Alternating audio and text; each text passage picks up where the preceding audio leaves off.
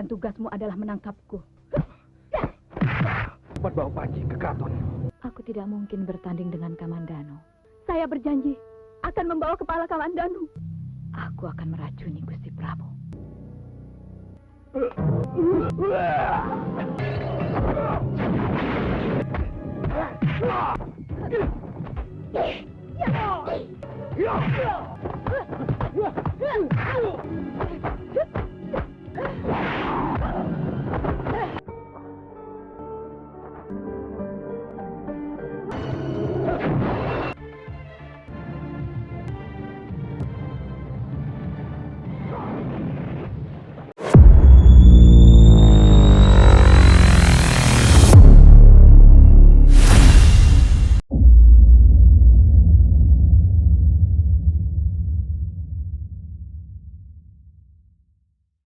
Film dibuka dengan kaburnya Tong Bajil, tokoh jahat rimba persilatan yang dihadang oleh Ramapati dengan keempat orang bayarannya. Bajil pun lalu dihabisi dan kepalanya yang terpenggal diperlihatkan kepada Gusti Prabu.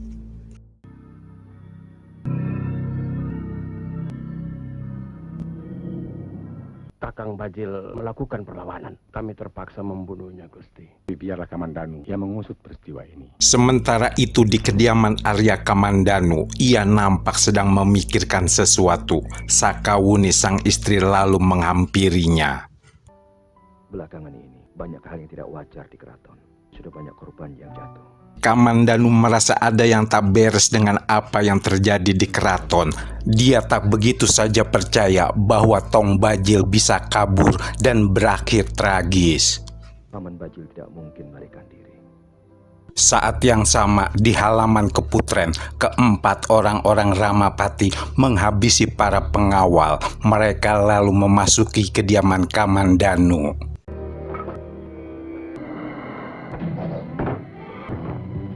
Kamandanu pun melesat keluar menjauh untuk menghadapi para tamu yang tak diundang ini, disusul kemudian oleh Sakawuni. Hati-hati. Kenapa mereka hendak membunuh kita? Mereka adalah orang-orang Tuja. Kedua pendekar tangguh ini pun berjibaku sengit, masing-masing mendapatkan lawan sepasang.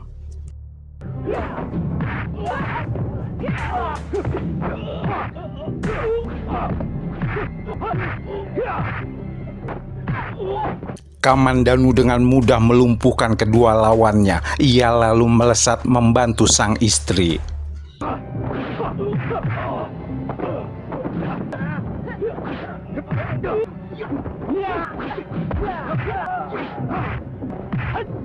Kedua begundal tersisa berhasil dihabisi, namun tiba-tiba seorang dengan pakaian serba putih dan wajah tertutup menyerang.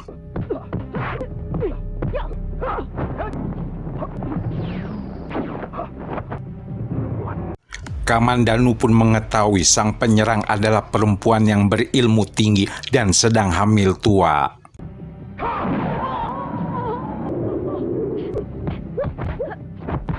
Wuni, hati-hati bayi di perutnya. Keduanya terhempas, perempuan tersebut lalu melesat dan kembali menyerang Kamandanu.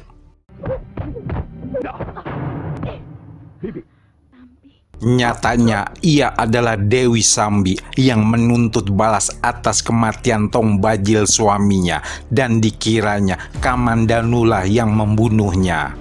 Dia pasti menuntut balas atas kematian Paman Bajil, Wuni. Kau tidak apa-apa, Wuni? Di kediaman Ramapati, seorang wanita datang tanpa diketahui oleh pati jahat ini yang sedang marah kepada anak buahnya karena gagal menghabisi Kamandanu. Membereskan satu orang saja tidak mampu. Orang-orangku tidak ada yang becus. Mereka memang bukan tandingan Kamandanu. Aku memang sedang menunggumu, Nyai. Wanita cantik tersebut adalah Nyai Dewangi yang konon pernah mengasuh Kamandanu. Ramapati pun meminta kepada Dewangi untuk menjinakkan Kamandanu, namun wanita ini menolaknya. Tentu saja sang pati ini agak kecewa. Ia pun mengancam akan membongkar identitas Nyai Dewangi yang sebenarnya. Kalau sampai isi keraton ini tahu bahwa kau selir Kakang Sora, pengkhianat kerajaan, kau pasti tahu akibatnya.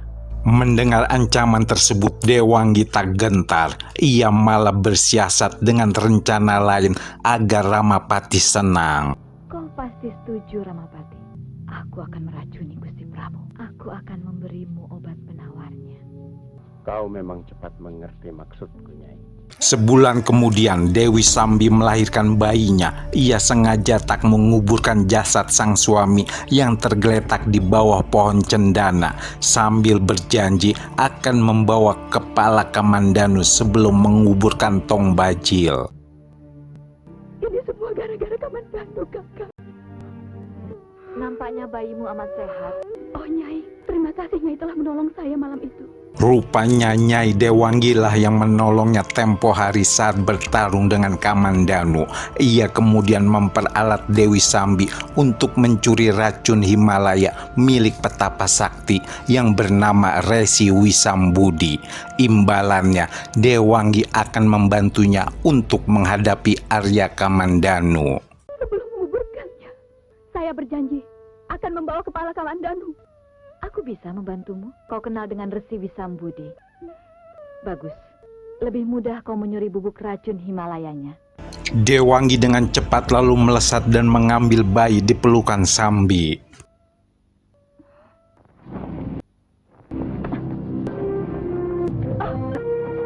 Jangan lupa, racun dan obat penawarnya. Singkat cerita, Dewi Sambi yang sudah memiliki racun mematikan menyelinap ke keraton, namun dihadang oleh orang suruhan Ramapati yang memberikan sebuah surat kerjasama. Ampun, Nyai, hamba hanya seorang utusan. Nah, sebenarnya Nyai Dewanggi adalah Gurunda Kamandanu. Karena itu sebaiknya kau bekerja sama denganku. Nyatanya Ramapati mensabotase kerjasama Nyai Dewanggi dengan Dewi Sambi. Pendekar wanita ini pun lalu melanjutkan pekerjaannya untuk mencampur bubuk racun ke kendi minuman yang akan disajikan kepada Gusti Prabu. Sementara itu di pendopo nampak Gusti Prabu sedang berbincang dengan putranya Jayanegara. Di sebelahnya nampak Ramapati yang agak gusar.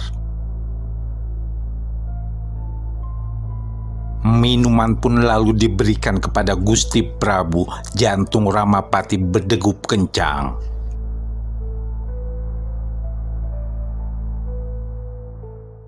Tak lama kemudian Gusti Prabu merasakan dadanya bagai terbakar. Ia memuntahkan cairan yang baru saja ditelannya. Sementara itu Dewanggi terlihat menunggu kedatangan Sambi sesuai janjinya dan seorang pengawal mendekatinya. Gusti Prabu terkena racun, Gusti Nyai. Aku tahu. Kembalilah. Baik. Racun mematikan tersebut sudah merasuki tubuh Gusti Prabu. Ramapati mulai mencari kambing hitam untuk menyalahkan Punggawa yang membawa minuman. Pancung mereka malam ini juga. Tunggu sebentar, Paman. Izinkan saya memeriksa lebih seksama. Periksalah Kamandanu. Nyai Dewanggi dan Kamandanu pun mengambil kesimpulan bahwa racun tersebut dibawa oleh orang luar yang menyelinap masuk, dan Ramapati pun melempar kesalahan tersebut kepada Kamandanu. Racun ini berasal dari tempat yang jauh dari keraton, Gusti Ratu. Pasti ada orang luar yang menyelinap ke dalam keraton. Berarti itu kesalahanmu sebagai kepala pengawal keraton, Kamandanu. Ramapati yang licik ini kemudian berjanji kepada Raden Jayanegara untuk mencari obat penawarnya. Ia pun lalu menemui Dewi Sambi yang dijaga oleh para anak buahnya ini. Ramapati, mana kepalanya Kamandanu? Aku telah melaksanakan tugasku. Aku membutuhkan obat penawar racun ini. Sayangnya, Sambi tidak memiliki obat penawar racun tersebut. Patih licik ini pun mengancam sekutu jahatnya ini. Aku tidak pernah menjanjikan obat penawar itu kepada Nyai. Kepalaku taruhannya. Jangan main-main, Sambi. Dewi Sambi yang tahu kelicikan Ramapati lalu menemui Resi Wisambudi untuk meminta penawar racun. Ia pun berpura-pura terkena racun mematikan tersebut. Aku terkena racun itu. Aku kemari untuk memohon obat penawar racun itu, Ki. Namun petapa sakti ini tahu bahwa Sambilah yang mencuri racunnya. Tapi kenapa kau mencuri racun itu, Sambi? Kau mau menipuku lagi? Aku sudah tidak tahan lagi. Cepat, Ki. Tiba-tiba muncul Arya Dwi Pangga, si pendekar sair berdarah yang pernah ditolong oleh Dewi Sambi. Berikan obat penawarnya. Arya Dwi Pangga pun menerjang Resi dengan kekuatan ilmunya. Sang Resi melesat dan mencecar balik Dwi Pangga.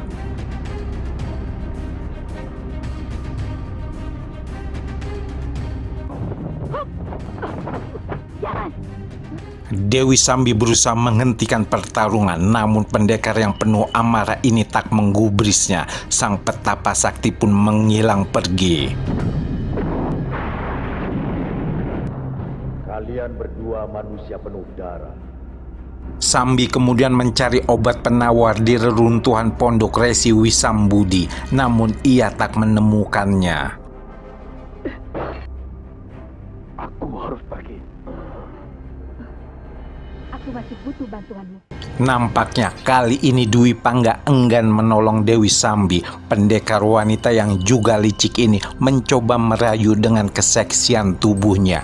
Ia melucuti pakaiannya, lalu menempelkan kedua buah gunung kembarnya ke punggung Dwi Pangga.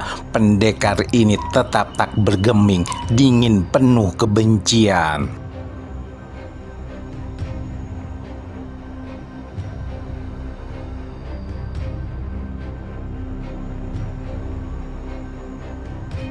Sambil merebahkan tubuhnya dengan harapan Dwi Pangga menungganginya, namun pendekar dari lembah hitam ini tetap membisu. Ayo rasakan.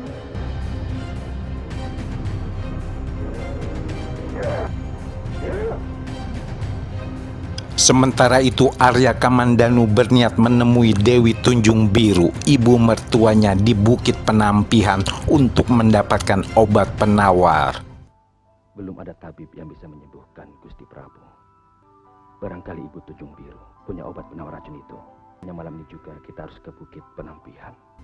Saat akan bermesraan, tiba-tiba muncul Panji Ketawang dan Ratanca. Paman, Panji kangen sama ibu, Paman. Rupanya Panji ingin mengajak pamannya ini untuk mendatangi makam sang ibu, namun pembicaraan mereka terganggu oleh seseorang.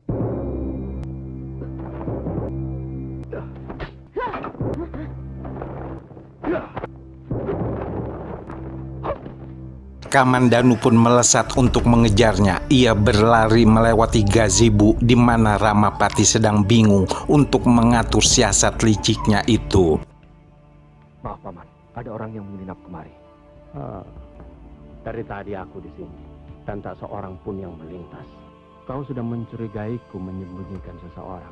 Ramapati merasa tersinggung atas ucapan kepala pengamanan keraton ini. Ia pun mencecar Kamandanu dengan tuduhan-tuduhannya. Namun pendekar satu ini nampak mengalah dan menyingkir pergi. Saya akan pergi mencarinya ke tempat lain. Tak lama Ratanca muncul dan memberitahukan eyangnya bahwa ada seseorang yang bisa menyembuhkan sang Prabu. Saya dengar Gusti Prabu terkena racun yang saya punya saudara angkat yang punya obat penawar segala racun, Eyang. Siapa nama saudaramu itu? Mesin, Eyang. Mesin. Kamandanu yang tak berhasil menemukan sang penyusup itu, ia lalu bersama Sakawuni memutuskan akan berangkat malam ini juga ke Bukit Penampihan. Panji Kakang, dia pergi dan belum pulang. Dia pasti kekurawan. Kita harus segera berangkat ke Bukit Penampihan. Nyatanya Panji masih di keraton. Ia menyusup ke kamar Ratanca dan meminta untuk ditemani ke tempat makam ibunya berada. Aku ingin menemui ibuku. Kau tak perlu kekurawan. Nah, seorang yang bisa mendatangkan roh di keraton ini. Hah? Mendatangkan roh? Ya, kita datangkan roh ibumu. Percakapan kedua bocil ini pun didengar oleh Ramapati. Ia lalu menghampiri keduanya dan berpura-pura bisa mendatangi roh ibunya Panji. Aku ingin tahu romoku masih hidup atau sudah mati. Aku bisa membantumu, Panji. Eyang, Aku bisa memanggil roh ibumu. Ketiganya pun lalu duduk bersila di depan sebuah pohon besar. Ramapati yang sakti ini lalu menggunakan ilmu sulis suara untuk mengelabui kedua bocah tersebut. Panji anakku. Ibu, Romomu dibunuh oleh pamanmu sendiri, Kamandanu. Ramapati berniat memperalat Panji untuk menghabisi Kamandanu melalui minuman yang sudah ia masuki bubuk racun tersebut. Ibu bangga. Kalau kau benar-benar ingin balas dendam, Panji, berikan minuman ini pada pamanmu. Sesaat kemudian Panji pun menemui Kamandanu yang hendak bergegas pergi bersama Sakawuni. Bocah cilik ini lalu memberi bekal minuman kepada sang paman.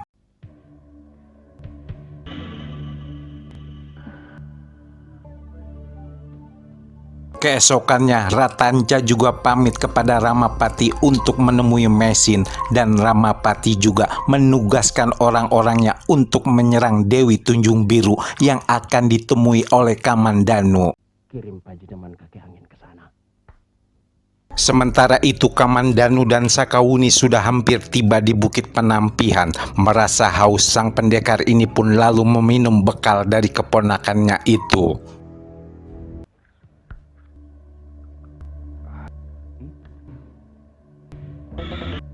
Untung saja Sakawuni belum meneguknya. Ia pun lalu menolong sang suami dengan menotok jalan darahnya.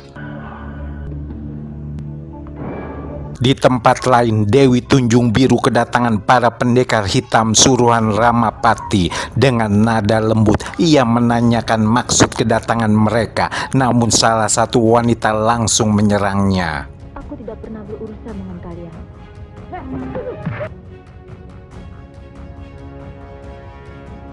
Mereka pun menebarkan racun mematikan. Dewi Tunjung Biru sedikit kewalahan. Beruntung Sakawuni datang di saat yang tepat.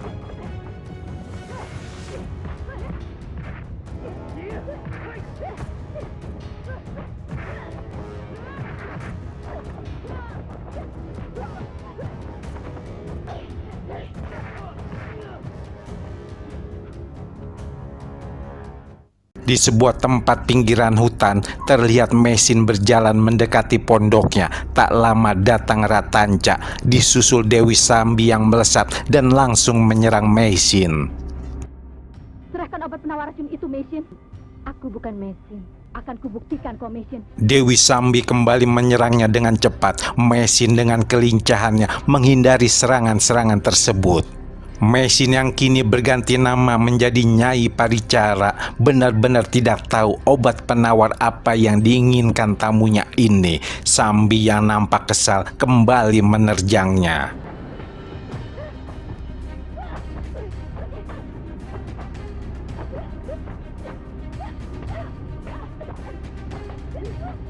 Mesin yang mahir Tai Chi Butong Pai ini menarik selendang Sambi, lalu ia menghentak, membuat Dewi Sambi terpental dan tertancap batang sebuah pohon besar.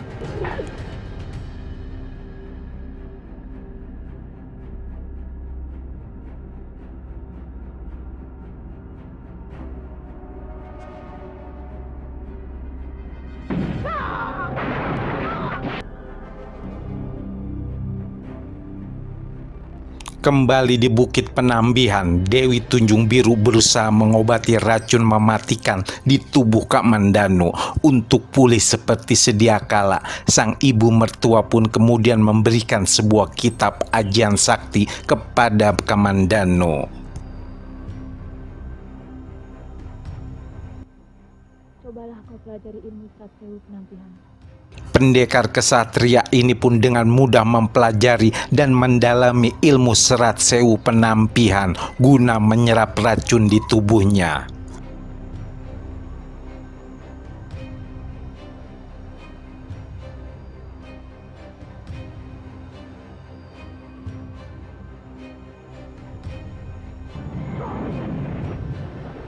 Singkat cerita, Ratanca dan para prajurit akan mengantarkan Mesin ke keraton. Namun di perjalanan mereka dihadang dan diserang oleh orang-orang dari perguruan kaki angin suruhan dari Ramapati ini.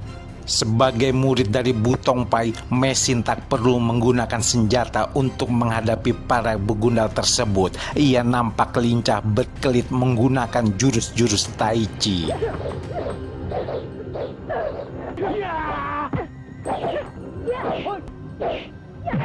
Tak jauh dari pertarungan tersebut terlihat Panji Ketawang yang kabur akan dibawa kembali ke keraton. Namun Kamandanu dan Sakawuni datang.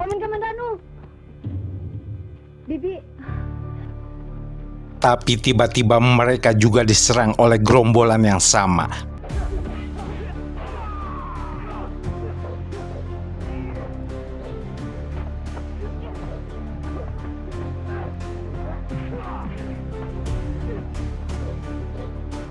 Murid-murid dari Kibirawa ini terus mencecar dan menerjang Kamandanu.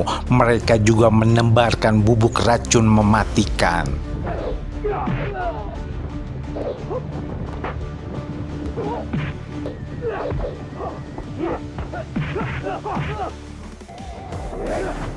Pendekar pilih tanding ini menahan racun tersebut sembari mengeluarkan Aji Serat Sewu. Ia melesat mencecar lawannya lagi.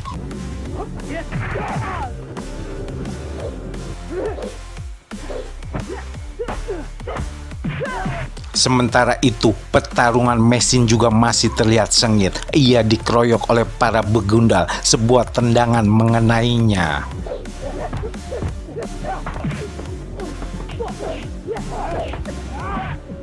Mesin melesat, tiba-tiba Kamandanu datang membantunya.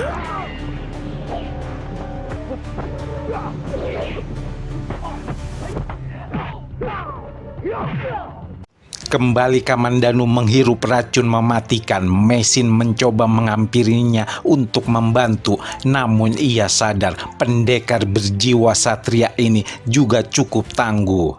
Kau benar-benar masih seperti dulu, Kamandanu. Satria jiwamu. Kamandanu lalu mengeluarkan racun di tubuhnya dan menghempaskan para begundal tersebut. Nampaknya cinta lama keduanya akan kembali terkenang. Namun Mesin mampu menahan gejolaknya dan tak mengakui siapa dirinya. Saya Nyai Paricara.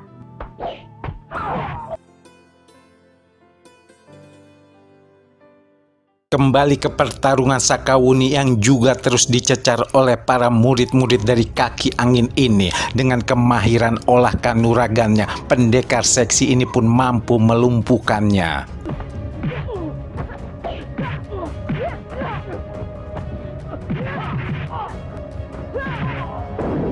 Panji berusaha lari ke arah keraton. Tiba-tiba Arya Dwi Pangga muncul dan langsung menghabisi dua begundal yang mengejar anaknya tersebut. Panji pun langsung memeluk romonya ini. Dwi Pangga kemudian memberikan sebuah surat kepada anaknya. Lalu ia melesat pergi dan menghilang. Kibirawa muncul dan langsung menerjang Sakawuni dengan cepat. Saat bersamaan datang Mesin menolong dan Arya Kamandanu yang menghadang serangan sekutu Ramapati ini.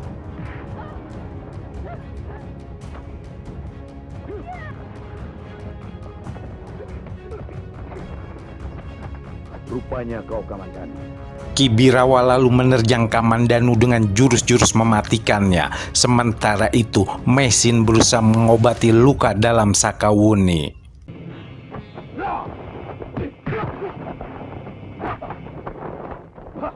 Duel seru antara dua pendekar berilmu tinggi terjadi dengan cepat dan saling serang. Kamandanu terus mencecar lawannya. Kibirawa yang sedikit tersudut lalu mengeluarkan senjatanya.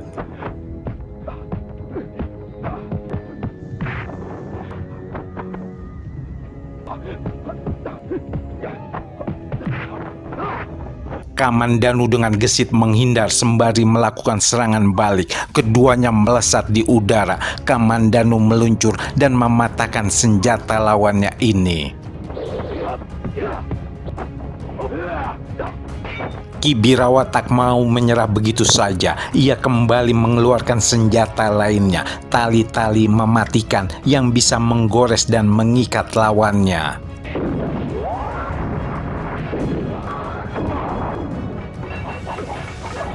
Mereka melesat di udara dan kembali tali-tali milik Ki Birawa cukup menyusahkan Kamandanu. Kedua tangan dan kakinya terikat, tubuhnya pun begitu. Beruntung pendekar satu ini memiliki sebuah pedang sakti yang membebaskan dirinya dari lilitan tali lawannya itu.